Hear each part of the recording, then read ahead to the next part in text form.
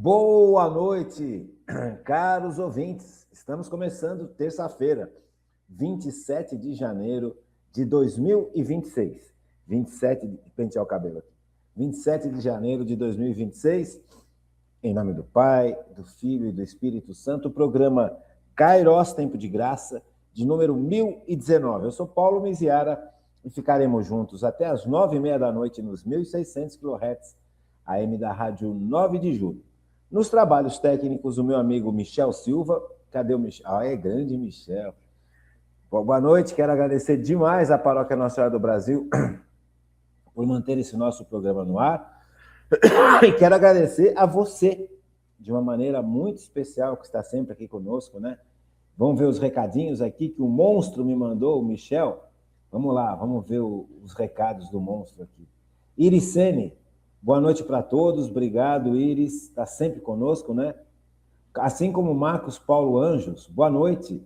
Ricardo Carvalho, boa noite, paz e bem. Zona Oeste, Lapa, muito bem-vindo, Ricardo. Angelina Lima, boa noite, doutor Paulo, gratidão. Marlene dos Reis, boa noite, gratidão sempre. Esse povo é muito especial mesmo, né? Muito obrigado, gente. Do fundo do meu coração, muito obrigado pelo carinho de vocês, muito obrigado pela paciência de vocês. Estamos estudando as virtudes humanas. Como isso é importante na vida da gente, né? Essa descoberta desse potencial humano que todos nós temos, que são as virtudes humanas. Eu não sei se você já parou para pensar, ou já te falei isso, mas as virtudes humanas, elas são apreciadas no mundo inteiro por todas as gerações. Uma pessoa, por exemplo, que tem autocontrole, uma pessoa que tem uma vida baseada na justiça, uma pessoa que tem uma vida de crescimento nas virtudes, ela é sempre bem vista. Ninguém gosta de pessoas que são largadas, não confiáveis, injustas, violentas. Então, é característico do ser humano a capacidade de ter virtudes. As virtudes humanas, elas precisam ser desenvolvidas. E a gente precisa ter paciência para desenvolver as virtudes junto com a graça de Deus. Mas são virtudes humanas. Está em todo o homem. Todo ser humano tem o potencial das virtudes. E todas essas virtudes são sempre muito bem vistas e bem-vindas. Então, o que é o crescimento do ser humano? O crescimento do ser humano justamente é o desenvolvimento, são os desenvolvimentos das virtudes. As virtudes humanas. Nasce conosco. Então, eu tenho em mim o potencial de todas essas virtudes humanas que nós estamos estudando. Todas. O que a gente precisa fazer é justamente isso que nós estamos fazendo. Estudar, aprender, compreender, ver aonde na minha vida essas virtudes não estão funcionando de forma adequada, para que isso possa ser melhorado. Isso que faz o ser humano crescer. Então, a graça de Deus vem em nosso favor. Quando eu percebo esse potencial imenso que nós temos em todas essas virtudes e começo a pôr em prática, Deus vem com a sua força para me ajudar. Mas o potencial está em todo ser humano. Precisa ser descoberto ou redescoberto e desenvolvido. Não adianta a gente estudar as virtudes, como nós estamos estudando, todas elas, as virtudes humanas, né? Não todas, mas as principais, e não pôr em prática, e ficar como se fosse fechado num caderninho. Não é assim. Então, você quer ser feliz? Viva os mandamentos. E para viver os mandamentos, você tem que desenvolver as virtudes. Então, é importante demais isso, viu, gente? Dentre as virtudes que nós estamos estudando, nós paramos em cima de uma que é extremamente importante, que é a virtude da humildade. Deus resiste aos soberbos, mas dá sua graça aos humildes. Olha que trecho sério que nos fala São Tiago, no capítulo 4, versículo 6, e São Pedro, na sua primeira carta, no capítulo 5, versículo 5. 5:5. Então, essa mensagem, essa colocação tão importante, tanto São Tiago quanto São Pedro, que foi o primeiro Papa, nos dá esse ensino. Deus resiste aos soberbos, mas dá sua graça aos humildes. E aqui você percebe que não é só uma questão de desenvolvimento, né? Pessoal, é uma questão de relação com Deus. A humildade é a verdade, é saber quem somos, saber o quanto dependemos de Deus. A pessoa humilde é a pessoa que compreendeu ao longo da vida o potencial que ela tem como ser humano, mas esse potencial ele está debaixo de um poder muito maior, que é o poder de Deus. Você compreende? Então, o humilde não é uma pessoa para baixo, triste, humilhada. O humilde é uma pessoa que tem consciência da realidade, da verdade. Então, ao longo dessas aulas todas, nós estamos estudando uma série de realidades que são verdades, que muitas vezes estão escondidas, que a gente não percebe. A gente, por exemplo, que nem eu falei para vocês há algumas aulas atrás, né? Que quanta coisa que a gente não sabe sobre os nossos. Veja, na minha cabeça, eu julgar uma pessoa, fechar um quadro de uma pessoa, essa pessoa, ela foi um dia comigo mal educada, foi chata, foi prepotente.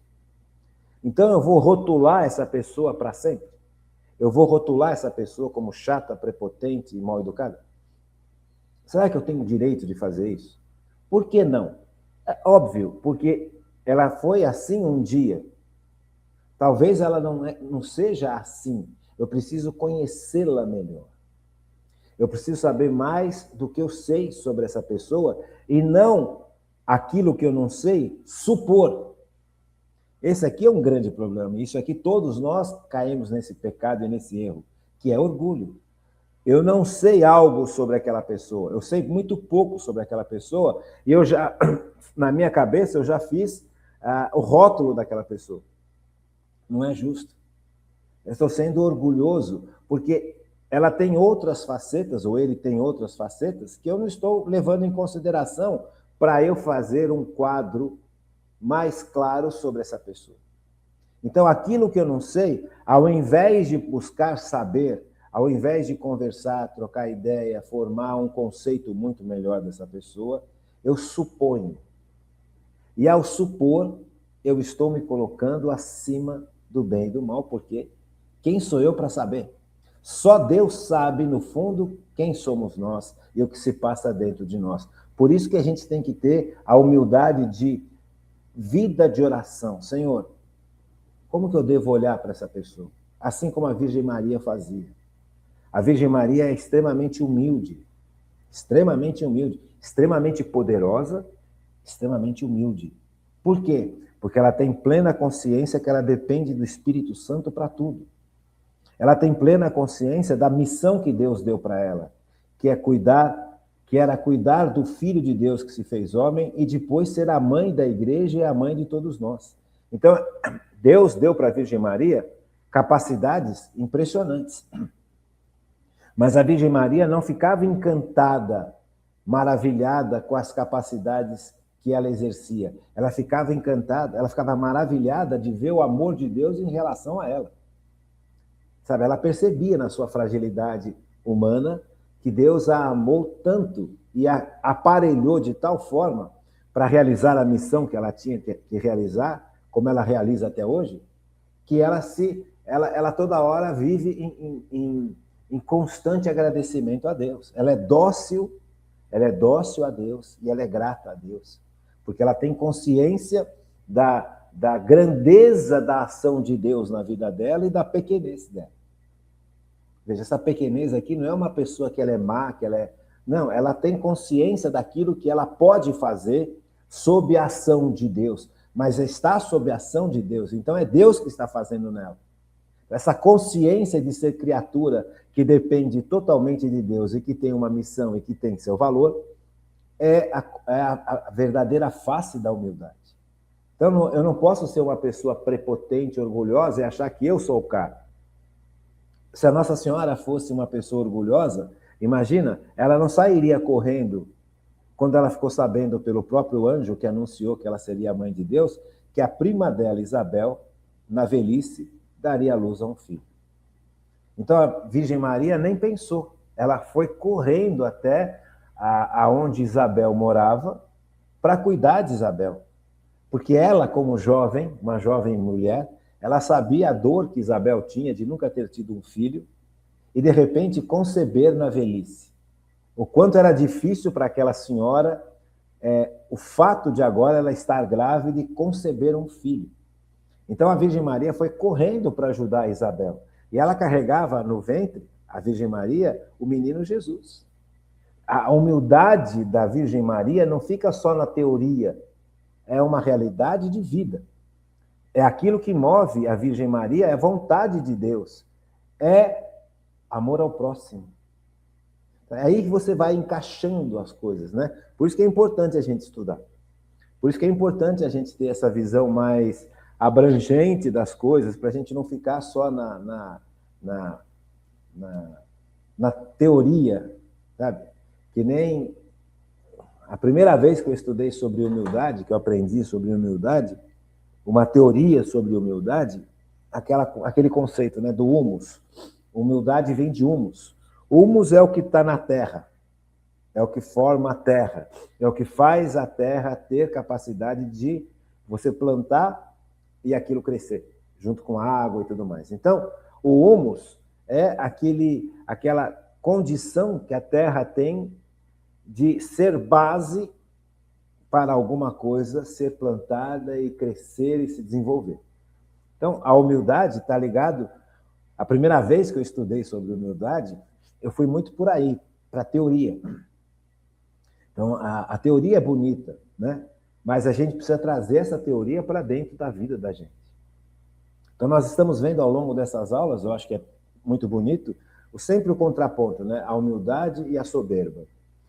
Sinais de humildade. Nós percebemos que temos sinais claros que nós estamos vivendo uma vida mais de humildade, quando alguns sinais estão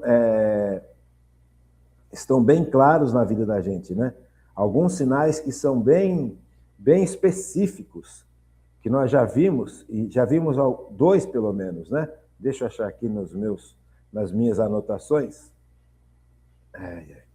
Tá aqui, ó. Nós já vimos a docilidade e a gratidão, sinal de humildade. Outro sinal de humildade importante chama-se paciência.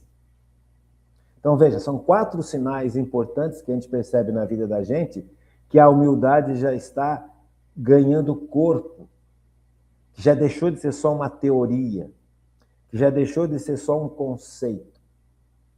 A mesma coisa é com a soberba. Veja, a soberba é séria, é um pecado seríssimo, porque bloqueia a graça de Deus na vida da gente. Deus resiste ao soberbo. Por que Deus resiste ao soberbo? Porque Deus não quer que o soberbo se perca. Deus não é mau, Deus é muito bom, Deus é boníssimo. E Ele quer que todos nós nos salvemos. Acontece que a soberba, o orgulho, impede a ação de Deus. Porque o orgulhoso fala, eu não preciso de Deus para nada. Eu me basto. É a idolatria do ego. Eu.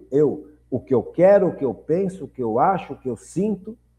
O eu se torna o centro da vida do indivíduo.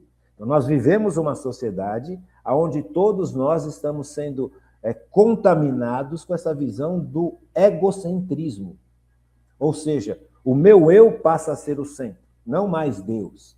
Por isso, a dificuldade dos tempos que nós vivemos. Por isso que nós precisamos estar atentos ao que está acontecendo aí fora. Porque nós fomos todos mergulhados nessa idolatria do eu, do ego. Então, o que eu acho, o que eu sinto, o que eu penso, hoje, principalmente, no mundo pós-moderno, mais do que pós-moderno, já deixou de ser pós-moderno, mas vamos colocar assim, numa sociedade pós-moderna, o que eu sinto é importante. Eu sinto vontade de chupar manga, então eu vou chupar manga. Eu sinto vontade hoje de ser garçom, então eu vou ser garçom. Agora já sei o que é garçom, agora eu largo de ser garçom e agora eu vou ser um monge beneditino. Vou lá, entro no mosteiro, fico uns 5, 6 anos, não quero mais, já vi que é assim, agora eu quero ser não sei o quê, eu quero sentir as coisas. Eu quero conhecer as grandes capitais, eu quero conhecer os grandes sentimentos.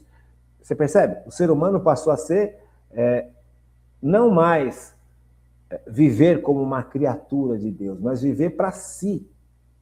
Então, isso é um perigo, isso é orgulho puro, isso é soberba pura. Então, a pessoa que vive assim, só para si, ela não tem tempo para os outros, muito menos para Deus.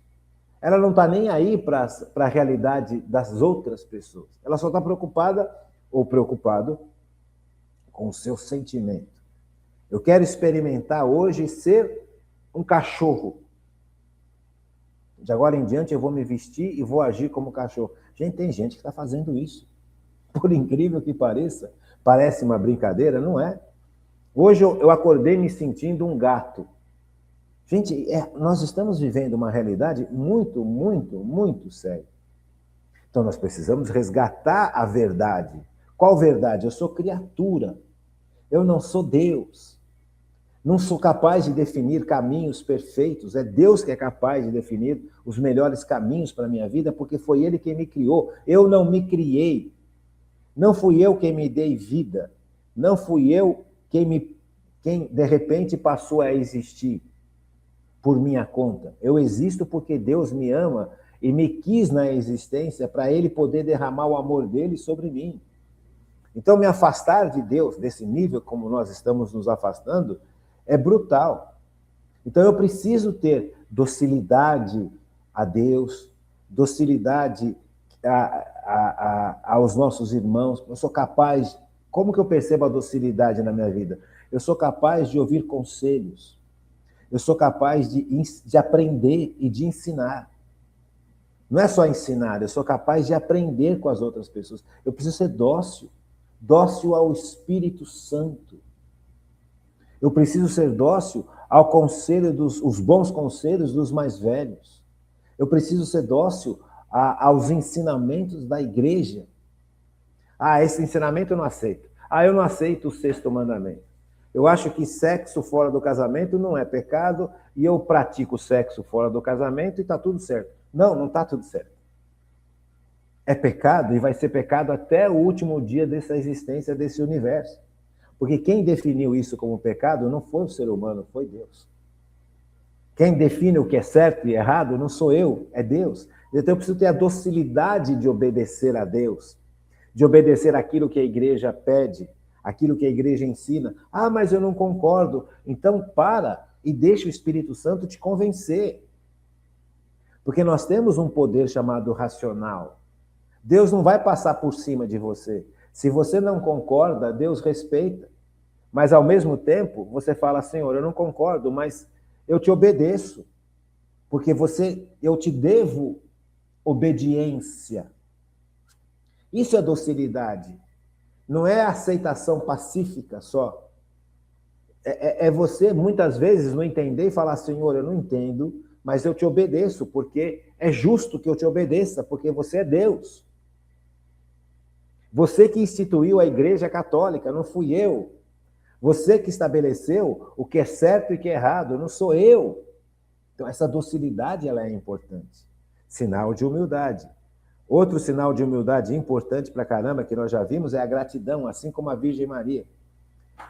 A Virgem Maria, depois que ela descobriu que ela seria a mãe de Deus e foi para a casa de Isabel, as duas, percebendo a maravilha que Deus havia feito nelas, realizaram uma oração lindíssima, um louvor maravilhoso, né?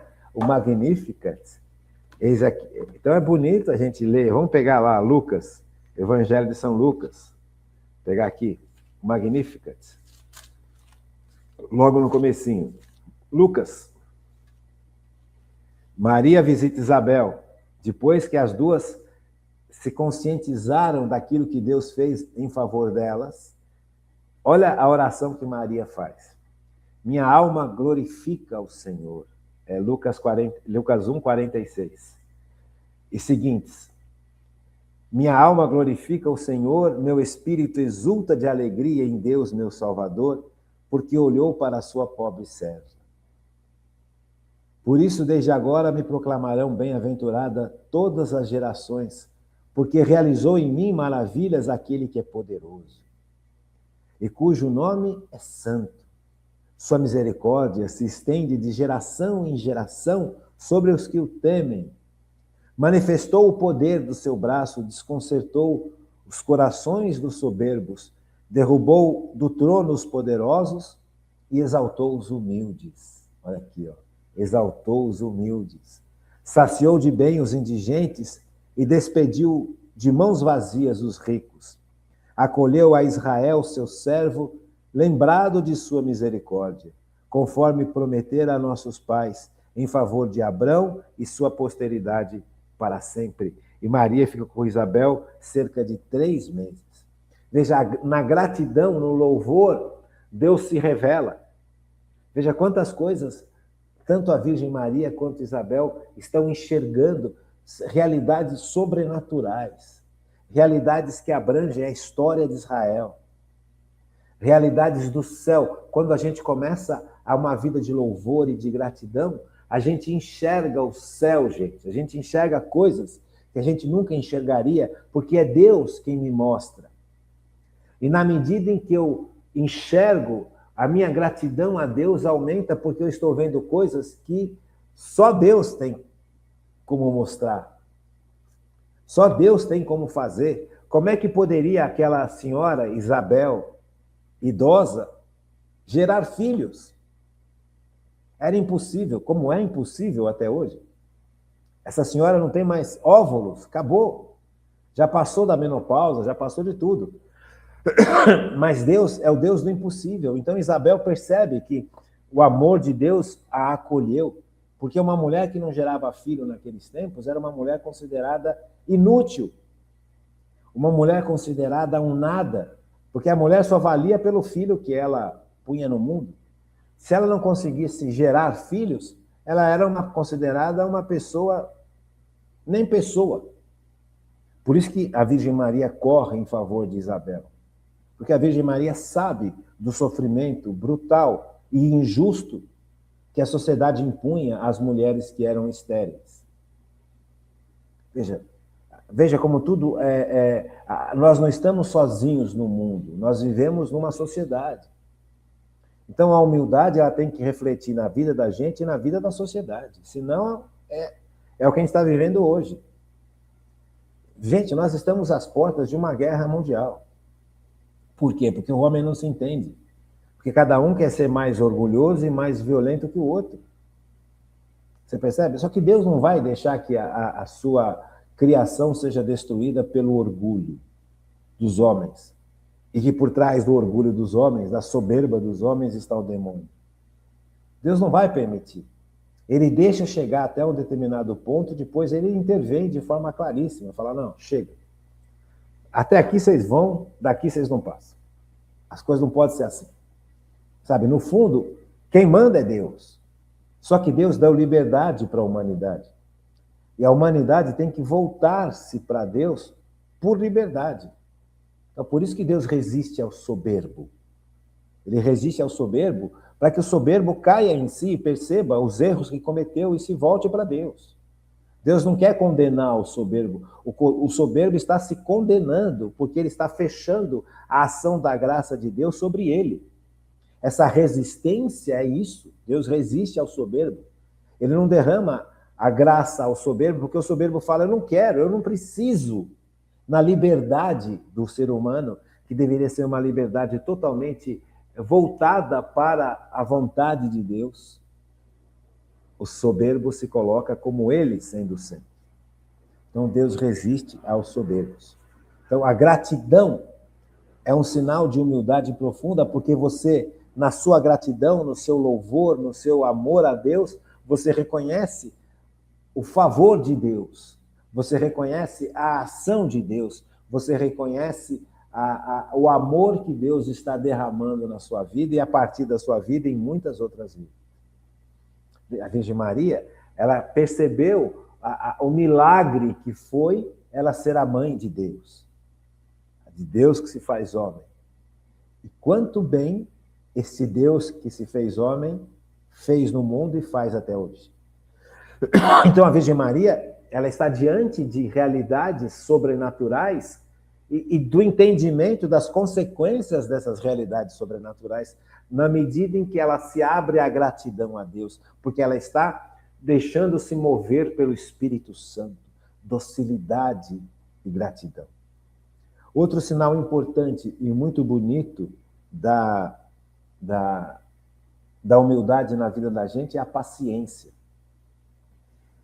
Quem reconhece suas próprias falhas tende a ser mais paciente com as falhas alheias. Isso é importante. Veja, por isso que a gente não pode julgar ninguém. Só Deus pode, porque só Deus sabe tudo.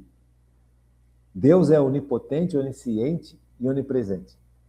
Pode tudo, sabe tudo e está em todos os lugares. Nós não. Nós não somos nada disso. Nós somos criaturas. Então, eu não posso saber tudo o que acontece no coração de uma pessoa. Deus sabe. Deus, se Ele quer, Ele pode revelar algo dessa pessoa para mim ou para você, na medida em que a gente se coloca em vida de oração. Então, a paciência, ela está muito ligada ao autoconhecimento. Por quê? Quem reconhece as suas próprias falhas tende a ser mais paciente com as falhas dos outros. Se você é uma pessoa hiperexigente, cuidado. Cuidado, porque muitas vezes nós somos hiperexigentes com os outros e não tão exigentes conosco. Tem pessoas que são extremamente exigentes com ela também, ou com ele. Mas, geralmente, de um modo geral, uma pessoa exigente, ela é muito exigente com os outros e muito condescendente consigo mesmo. Nós já falamos sobre isso. Que é uma tendência humana. Eu olho para o mal que está no outro e não enxergo o mal que está em mim. É a cegueira do orgulho. Eu percebo o mal no outro, eu carrego as tintas nessa percepção. Isso é importante, nós vamos falar um pouquinho sobre isso, não sei se hoje ou amanhã, esse escolher o que eu vejo. Então, por isso eu quero falar um pouquinho sobre paciência, porque é preparar para a gente entender o contrário. Essa realidade de escolher o que eu vejo é importante, viu, gente? Muito importante. Isso é orgulho sutil. Você pega, por exemplo, um copo que está pela metade. Um copo que está pela metade. Isso acho que todo mundo já falou, mas é um bom exemplo. Você pode falar que olhar para esse copo e falar, olha, esse copo está meio cheio ou esse copo está meio vazio. Você que está escolhendo a forma de olhar para as coisas. Será que a gente já percebeu? A primeira coisa que eu falei para vocês sobre o orgulho sutil, que a gente tem que tomar cuidado na vida da gente, que é achar que sabe tudo. Nós não sabemos nada. Pouco sabemos. Quem sabe é Deus. Deus revela na medida em que eu me entrego a Deus, tanto a raiz das situações, como quem são as pessoas. Eu não posso julgar as pessoas porque eu não sei quem são. Mas eu julgo achando que eu sei tudo. Eu não sei nada daquela pessoa, e aquilo que eu não sei, ao invés de perguntar, de tomar informação, de conversar, de formar uma imagem mais completa, na medida do possível, eu suponho que seja assim. Isso é orgulho puro. E todos nós caímos nesse orgulho. Por isso que nós precisamos acordar para isso. São coisas que a gente não enxerga. Primeira coisa, eu acho que eu sei tudo. Segunda coisa, que é orgulho sutil, e que entra muito no conceito da paciência, é exatamente isso. Eu escolho a forma de olhar. Dependendo da realidade, eu escolho ver se aquilo é bom ou é mal. Eu escolho ver o bem ou eu escolho ver o mal nas coisas. Meio cheio e meio vazio.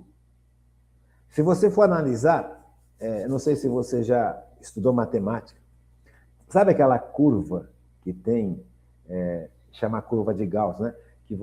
Que parece um copo invertido. É a vida da gente. Tem hora que a gente está lá em cima, tem hora que a gente está aqui embaixo. A vida do ser humano é assim. Tem hora que você está lá em cima e tem hora que você está aqui embaixo. Tem hora que você está subindo, está lá em cima, depois você desce e cai. É uma onda. A vida, se você for analisar como um gráfico, todos nós, a vida de todos nós é assim. Sobe e desce. Sobe e desce. Tem hora que está tudo legal, tem hora que está triste, tem hora que está muito bacana, tem hora que está muito feio. Sobe e desce. Se você pegar esse gráfico, colocar num papel e dar para uma pessoa olhar, essa pessoa vai olhar o quê? Vai olhar o contexto todo do subir e descer e perceber que a vida é esse conjunto, que uma hora você está bem, outra hora você não está, ou a pessoa geralmente vai olhar a minha vida está sempre mal, minha vida está sempre cheia de problemas, e de quem não está? Veja, você está escolhendo olhar, você está escolhendo o que olhar. É sutil, né? É orgulho sutil. Porque a pessoa se concentra no mal e não enxerga o bem que já aconteceu na vida dela. Por isso que a gratidão é importante, por isso que a gratidão é um bom sinal de humildade. Porque eu preciso ser grato com as coisas que Deus me dá. Então, se Deus me deu bonança, felicidade durante um tempo, e depois eu perdi isso, mas eu tive isso.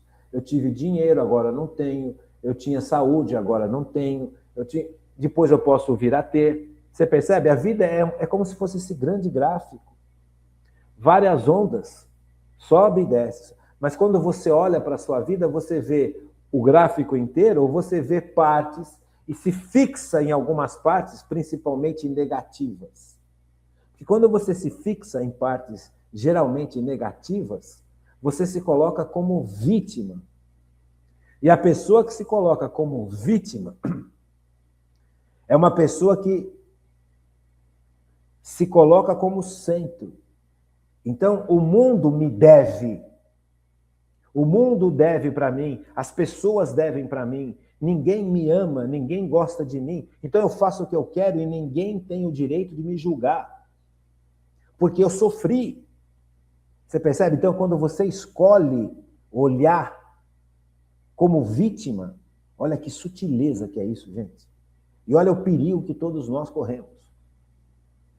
Eu estou olhando só para o negativo, eu não estou olhando para o que aconteceu de positivo. Por quê? Porque é gostoso me sentir vítima. Sabe? A culpa é dos outros, não é minha. Então, como a vida me deu as costas, eu tenho o direito de fazer o que eu quiser e ninguém tem o direito de me julgar. Ou seja, eu sou o senhor da minha vida, senhor absoluto da minha vida. Porque Deus me esqueceu, os meus pais me esqueceram, eu sofri, eu passei por injustiças, eu passei por... Gente do céu, nós todos passamos por isso. Alguns passam por injustiças financeiras, outros passam por injustiças humanas, outros passam por tudo isso. Mas isso não significa que Deus te abandonou, isso não significa que tudo é mal na sua vida. E o bom fica onde? E as coisas boas que aconteceram ficam onde? Veja, quando a pessoa se coloca como vítima, ela escolheu olhar só para o negativo, porque aí ela tem a justificativa para falar, não, o mundo me deve, e eu faço o que eu quero, e ninguém tem o direito de me questionar porque o mundo foi injusto comigo. Gente, isso é terrível, isso é um orgulho brutalíssimo. E todos nós caímos nessa tolice. Primeiro ponto, eu acho que eu sei tudo. Segundo ponto, eu escolho o que olhar da realidade. Eu escolho aquilo que eu quero ver. Vamos dar um exemplo? Minhas queridas amigas, as mulheres, nesse sentido, elas são mais... É o lado positivo, mas também tem o lado negativo, né? Vamos falar um pouquinho aqui sobre... A gente percebe isso muito nas mulheres. Porque a mulher, ela tem uma condição feminina de percepção maior que do masculino. A mulher ela é capaz de enxergar tons de cores que a gente, nós homens, não conseguimos enxergar. A mulher ela é mais refinada em determinadas situações. Mas esse refinamento também traz para a mulher problemas sérios. Porque ela, a partir do momento que ela é mais capaz de perceber, de percepção, de captar percepções, de captar sentimentos, de captar conceitos, sabe? É um lado extremamente positivo, mas o lado extremamente negativo também existe. E qual é? Ela guarda muito mais. Então, veja. O maridão chegou no dia 30 de março, esqueceu que era o dia do casamento, né? O dia que eles se casaram. E a noiva, a esposa, já fez o bolo para comemorar os 15 anos de casamento, os 20 anos de casamento, e o marido acordou, que é errado isso, né? Porque o marido é meio desligado, a gente é meio desligado, o homem é meio desligado com essas coisas, né? E aí foi trabalhar, voltou, jogou uma bola e tal, chegou cansado, ia deitar e tal e coisa, a mulher falou, mas você não está esquecendo nada? Aí ele falou, mas estou esquecendo o quê? A gente já fez supermercado, já fez um monte de coisa, já trabalhei, já até joguei uma bola e tal. Esqueci que hoje é o dia do nosso casamento. A gente comemora 15 anos e o bolo estava lá. Aí ele vê o bolo. E junto com o bolo ele vê o quê? O olhar da esposa. A esposa vai guardar isso para o resto da sua existência. Ele não lembrou do casamento. Ele não lembrou a data do casamento. Ele não lembrou esse dia tão maravilhoso, tão fantástico, que a partir daí nós nos casamos e tivemos a nossa família, e ele não lembrou disso. Gente, isso vai ficar como uma adaga no coração da mulher. Aí, tá, tudo bem, não lembrou, ela fechou a cara, foi triste, foi dormir no quarto, deixou o quarto trancado, não conversa com ele, não... Tá bom, passado um tempo esqueceu, entre aspas, porque nunca mais vai esquecer. Passado um ano e meio, ele cometeu um erro qualquer, o que a mulher faz? Você lembra? Ela pega o livro dos erros do marido e esfrega na cara. Tá vendo? Você esqueceu no ano passado o nosso dia de casamento, os nossos 15 anos. Mas minha esposa já foi, já passou, já pedi desculpa. Não, mas você está aqui, ó, no livro que eu tenho gravado, você esqueceu, você nunca poderia ter esquecido. Tá vendo? Você errou de novo? É típico do homem errar, porque todo homem erra e joga toda aquela carga em cima do homem. Daqui 20 anos, ela vai estar falando a mesma coisa. Por quê? Porque ela escolheu olhar o negativo. Não importa tudo de bom que esse homem já tenha feito. Não importa todo o sacrifício que esse homem possa ter tido. Não importa toda a alegria que esse homem já trouxe para essa esposa. Não importa toda a dedicação, a fidelidade, o amor que esse homem tem. Fica só o erro. A tendência da mulher para isso é muito grande. Por isso que é importante a gente perdoar. Porque a mulher tem uma capacidade de percepção muito grande.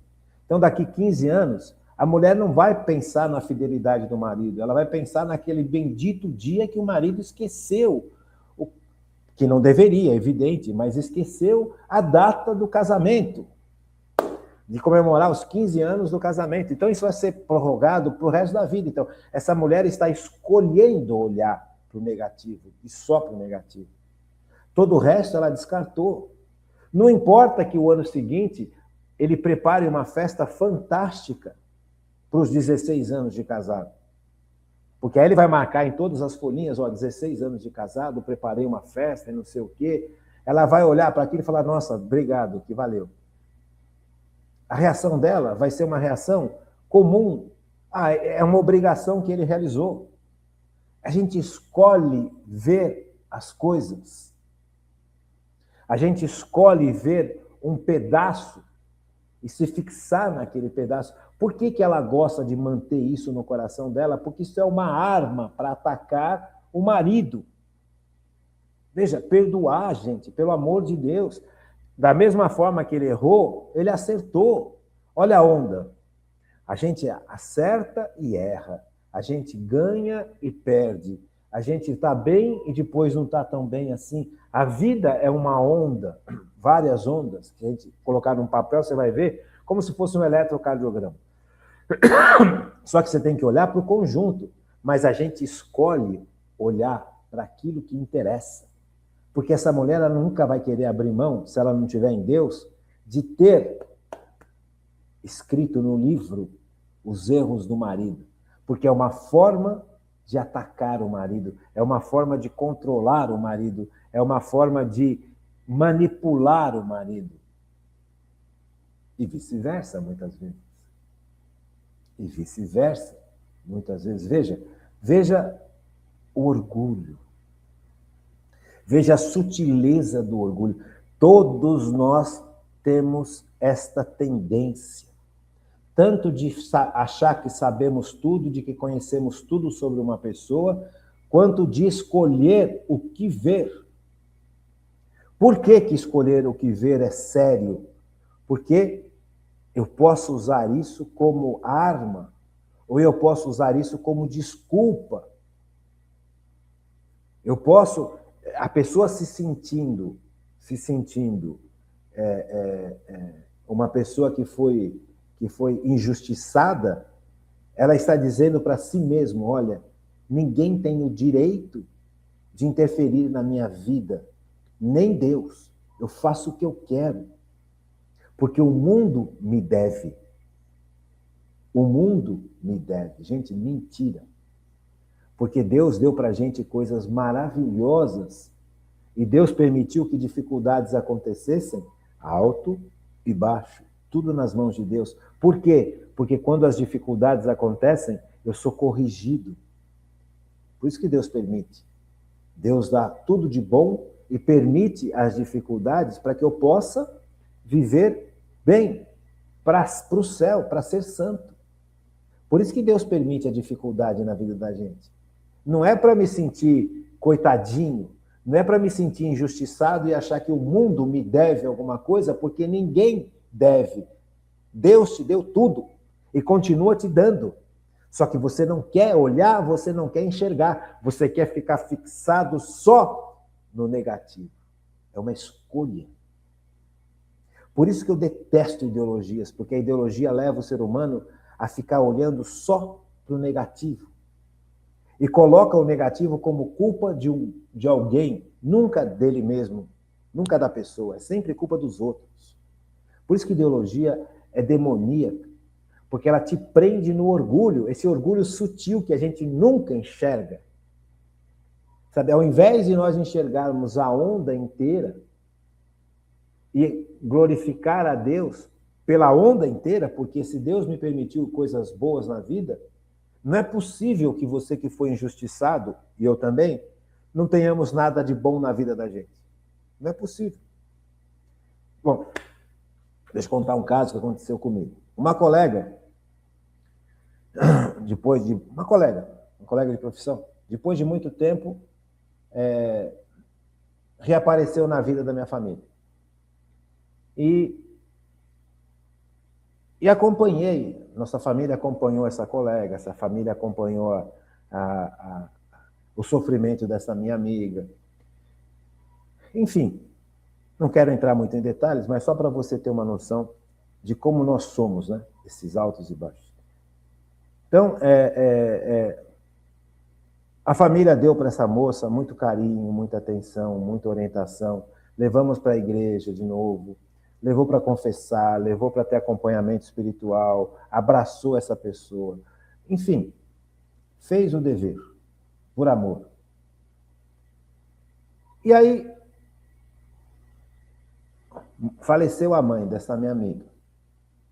E a gente, sabe, acho que eu estava viajando, estava não sei aonde, acho que eu só mandei uma mensagem.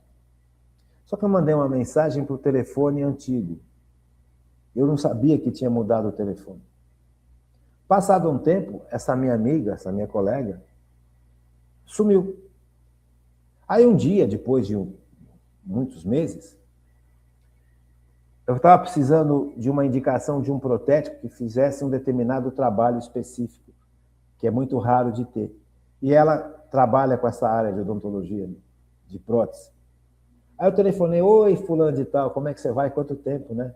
Ela foi extremamente fria comigo, extremamente dura. E ela vomitou um monte de coisa no telefone. Aquilo para mim foi um choque. Falei, mas por que você está me falando essas coisas todas, né? É porque você não ligou quando a minha mãe morreu. Eu falei, liguei, só que não, acho que eu deixei no telefone errado. Ou deixei a mensagem no telefone errado. Não, porque jogou um caminhão em cima da gente. Percebe? Ela escolheu olhar o quê? O erro. Errei. Eu deveria ter, inclusive, ido ao velório. Não fui. Mandei uma mensagem, errei. Não sei por que eu não fui, não me lembro mais por que eu não fui, mas não fui, deveria ter ido. Errei. Mas não justificava, depois de tudo aquilo que nós passamos em comum, esse tipo de reação. Por quê? Porque essa pessoa está concentrada no negativo. Concentrada naquilo que é mal. Porque ela se sente bem se colocando como vítima. Veja, é algo que é comum a todos nós. Por isso a importância da paciência. Quando a gente entende que todos nós somos assim, que todos nós temos essa tendência orgulhosa e prepotente dentro de nós, quando a gente sofre um ataque desse, é importante ter paciência, porque todos nós podemos fazer a mesma coisa. Vamos fazer um intervalo? Interessante, né, gente? Interessante como tem coisas que são escondidas, como tem orgulhos escondidos dentro da gente. Deus resiste ao orgulhoso. O problema do orgulho não é aquele orgulho só claríssimo.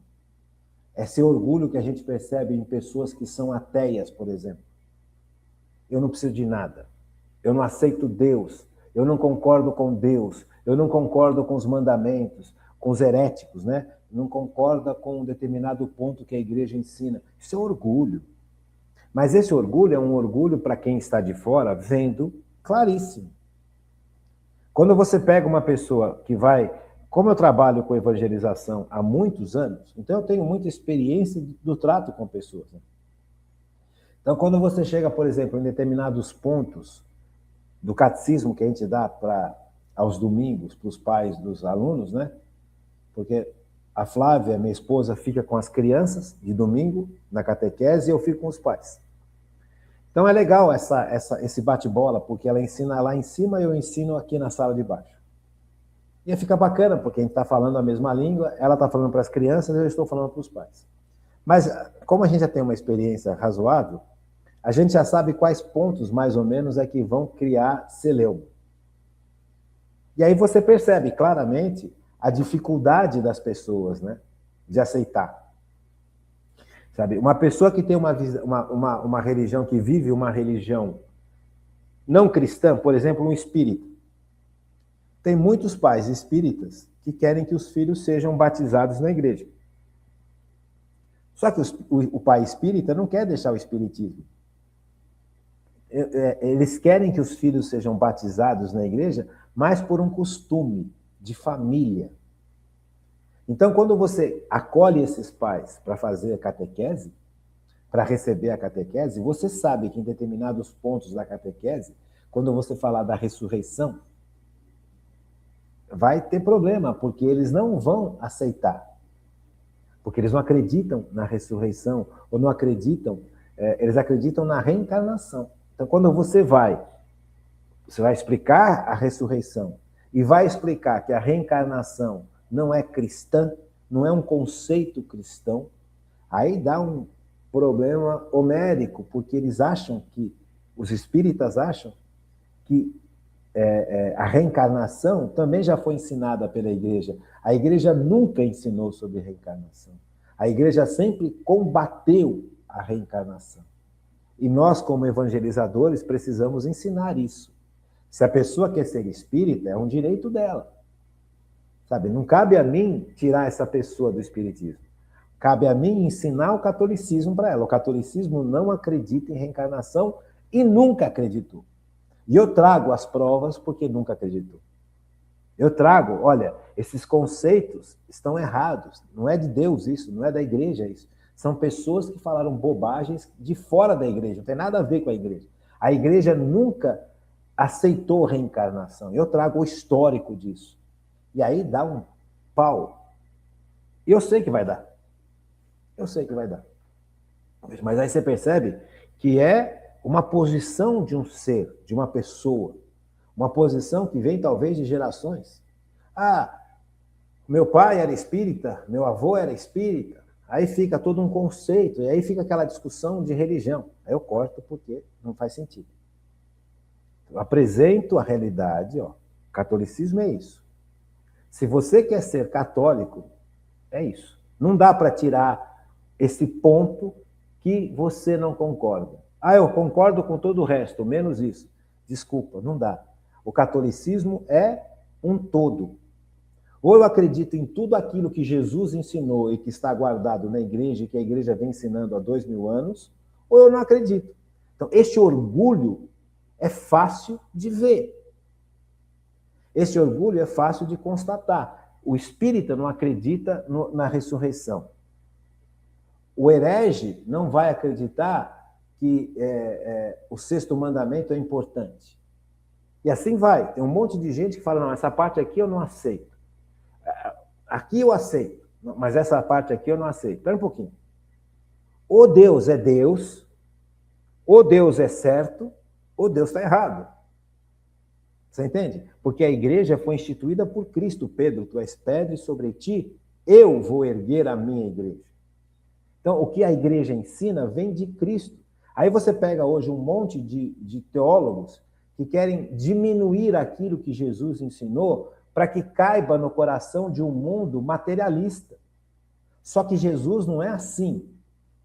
Jesus não é um ser que eu possa moldar na medida do tempo. Então, olha, antigamente era fácil para as pessoas entenderem as exigências do cristianismo. Hoje não é mais, porque as pessoas não aceitam mais o sobrenatural. Então vamos tirar o sobrenatural e apresentar só o Jesus sem ser sobrenatural. Sem os milagres, sem os mandamentos, sabe? Um Jesus bom camarada, Jesus legal, Jesus bacana, que vai comigo para as baladas. Gente, isso nunca foi Jesus, isso nunca vai ser Jesus.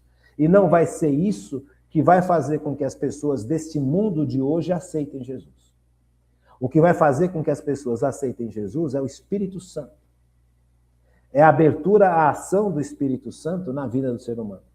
Então, isso é uma abertura de coração para a mensagem, para a evangelização. Não é adaptar a verdade absoluta para uma verdade menos absoluta para que as pessoas possam acolher. Isso é orgulho. Esse orgulho é claríssimo. Quando você está caminhando na igreja, você percebe, claro, tem certas linhas teológicas que você vê claríssimo. Olha, isso aqui é herético. Por que isso aqui é herético? Porque está apresentando um Jesus meia boca. Desculpa, Jesus. Você entende? Está apresentando um Jesus pela metade, um Jesus que vai jogar bola comigo. Jesus é Deus que se fez homem. Jesus não é um revolucionário. Jesus não é alguém que vai te fazer ficar rico. Sabe, a teologia da prosperidade, que um monte de protestante hoje acredita. Se eu pagar o dízimo, Deus vai me fazer abrir as portas porque eu abri o dízimo, porque eu paguei o dízimo. Não, gente. Deus abre as portas do céu para a gente na medida em que ele percebe que aquilo é bom. E se aquilo não for bom para mim, se o dinheiro não for bom para mim naquele instante, por mais que eu pague dízimo, Deus não vai abrir as portas do sucesso financeiro para mim. Porque Deus não quer que eu me perca. Então, essa heresia brutal e terrível da teologia da prosperidade, ela é um câncer que um monte de cristão caiu. Como também a teologia de libertação é outra heresia brutal. Jesus não é um revolucionário social. Jesus é Deus que se fez homem. Jesus não veio para colocar no poder uma determinada classe, os operários, ou não sei quem, ou não sei quem. Não, Jesus veio para tirar o pecado do mundo, porque é o pecado que separa a humanidade em classes. Porque é o pecado que faz o ser humano ser avarento e guardar o dinheiro só para si.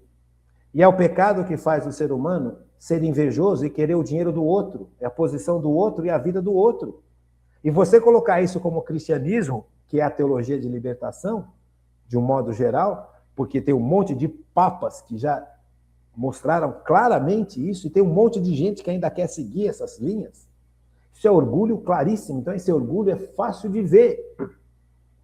Agora, quem está dentro disso não enxerga, porque o orgulho cega as pessoas. Tanto da teologia da prosperidade, quanto da teologia de libertação, quem está dentro não sai. Por quê? Porque o orgulho cega. Você não enxerga, você fica como se fosse um time de futebol. Eu morro pelo meu time de futebol. Não. Esse orgulho, a partir do momento que você deixa o Espírito Santo agir na sua vida, não você mais, eu não sou o centro, o que eu acho, o que eu penso, o que eu defendo. Eu defendo o que Cristo defendeu, eu defendo Cristo. Eu me coloco nas mãos de Cristo, que Cristo reforme tudo o que eu penso. Você percebe? Que Cristo possa abrir a minha inteligência para eu enxergar as heresias, tanto de um lado quanto de outro, e não ficar agitando bandeiras. Então, esse orgulho, ele é, quando você se coloca nas mãos de Deus, muito mais fácil de enxergar. Porque enquanto você não se coloca nas mãos de Deus, quando você continua sendo o centro, eu acho, eu sinto, eu estudei, meus professores me ensinaram isso e está acabado. Meus professores também ensinaram um monte de coisa para mim, que hoje eu nem penso em usar, quando eu fazia faculdade. Se eu for usar o que os meus professores me ensinaram na minha época de faculdade, eu morro de fome no consultório, porque eu estou completamente ultrapassado, eu estaria completamente ultrapassado. Eu me formei em 85, nós estamos em 2026. 41 anos depois, será que as coisas não têm uma perspectiva diferente? Será que eu não sou capaz de me abrir para uma perspectiva diferente na minha profissão? Um monte de teólogos, não. Eu aprendi com o meu professor, o padre aprendeu com o professor lá na teologia. E o professor era de esquerda, era de teologia e libertação. Então, a pessoa sai como teologia de libertação, não sai como católico, sai como teologia de libertação. Então, o pastor ensinou lá para os que estavam fazendo teologia lá com o pastor protestante, a teologia da prosperidade. Então, o cara sai lá do pastor, dos protestantes, um novo pastor, não como um pastor protestante, mas como um pastor de teologia da prosperidade. E não é capaz de questionar. Tem um monte de papa, falando para os católicos agora, tem um monte de papa que condenou a teologia de libertação. E as pessoas se mantêm na teologia de libertação, continuam na teologia, bate ponto na teologia de libertação, morre pela teologia de libertação. Por quê? Porque aquilo passou a ser orgulho. Aí começa a denegrir o Papa, não, porque Roma está lá longe, Roma é elitista, porque Roma só pensa em Roma, nós somos uma outra igreja. Não, nós somos a igreja católica. Você percebe? O efeito do orgulho, ele é brutalíssimo. Tanto esse orgulho que é visível, quanto esse orgulho que é sutil. De achar que eu sou vítima. E a vítima é coitadinho. Eu sou coitadinho, então o mundo me deve. Gente, eu não estou aqui negando o sofrimento. Teve pessoas que passaram por situações brutais na vida. Eu conheço muita gente que passou por situações brutais na vida. Não tinha um pai perto. A mãe tinha que trabalhar em 2, 3 empregos. Passava necessidade brutal. Passava necessidade física, passava necessidade emocional. Mas não se vê como coitadinho. Enxerga aquilo de uma forma diferente dos outros. Agora, tem gente que passou metade disso e se acha o o injustiçado do universo. Todos nós passamos por injustiças, mas a questão é como é que eu olho isso? Como é que eu enxergo isso? Sabe, essa visão revolucionária, ela é podre. Porque é orgulhosa, porque ela não consta com a verdade, porque não existe só o mal que aconteceu na minha vida, existem coisas boníssimas que eu escolhi não enxergar. Eu faço questão de não enxergar, eu faço questão de não agradecer, eu faço questão de continuar naquela toada de ser coitadinho, porque quando eu me sinto coitadinho, isso é terrível. Quando eu me sinto coitadinho, ninguém tem o direito de falar nada para mim, porque eu sou coitadinho. E como coitadinho, eu faço o que eu quero. E ninguém pode falar um A, porque eu sofri. Gente, Jesus sofreu na cruz. E antes da cruz, de forma brutal. E Jesus não propôs uma revolução. Jesus propôs a salvação. Então, veja, o orgulho, por isso que Deus resiste ao orgulho. Orgulho intelectual, orgulho religioso. Né? Eu aprendi lá no seminário com os padres que eram da teologia de libertação. Pronto, ninguém vai mais tirar isso da minha cabeça. Porque eu agora sou alguém que vai transformar o mundo. Orgulho, quem transforma o mundo é Cristo através de nós. O reino de Deus é o reino de Deus, não dos homens. Não sou eu que vou construir o reino de Deus nesse mundo, é Cristo quem vai construir o reino de Deus através da gente. Percebe? Então, o orgulho, ele tem lados extremamente sutis, mas ele tem lados extremamente hediondos, brutais e revolucionários. Por isso que é importante a gente estudar e abrir cabeça para Deus, não para as teorias, não para as ideologias, não só para as filosofias. A filosofia ela é uma ferramenta de compreensão das coisas. Ela não é o dogma. Dogma quem traz é Cristo, porque é uma verdade absoluta. Filosofia é um estudo sobre o saber, sabe? É uma forma de entender, de conhecer, mas não é a única. Tem uma série de filósofos que propõem um monte de absurdos, porque estão baseados nessas realidades humanas. Escolhem olhar para um lado ao invés de olhar o todo. Essa escolha nós todos fazemos, eu e você. Então a vida, ela é como se fosse essa grande onda. Essa grande onda que se repete. Tem hora que você está lá em cima, tem hora que você está aqui embaixo. Eu escolho e você escolhe, e isso é orgulho brutal, mas sutil, olhar o que me interessa. Olhar o todo é dificílimo, só pelo poder do Espírito Santo. Por isso que eu peço que Deus derrame sobre nós a sua sabedoria. Que Deus derrame sobre nós o amor pela igreja. Veja, você vê na história da igreja santos e santas que nos deixaram ensinamentos importantíssimos, que hoje são desprezados como lixo, porque são antigos. Mas eles não são ultrapassados. Mas nessa mentalidade revolucionária, olha para tudo aquilo que não é revolução como ultrapassado. Que Deus nos livre dessa situação de orgulho brutal. Tanto dos orgulhos terríveis e visíveis, quanto desses orgulhos sutis. Amém. Que Nossa Senhora possa ser a nossa intercessora perante Cristo, que Nossa Senhora possa realmente suplicar a misericórdia de Deus para todos nós, sem exceção. Porque quanto mais velho eu chego, mais eu percebo que eu preciso da misericórdia de Deus. Quanto mais velho eu vou vivendo, tanto mais eu percebo quão distante eu posso estar do meu Deus. E quão distante eu escolho estar de Deus. Então, realmente, por causa do orgulho, ou dos orgulhos, dos vários tipos de orgulhos, que nós já estamos estudando, e que nos afastam dessa graça e desse amor que é Deus.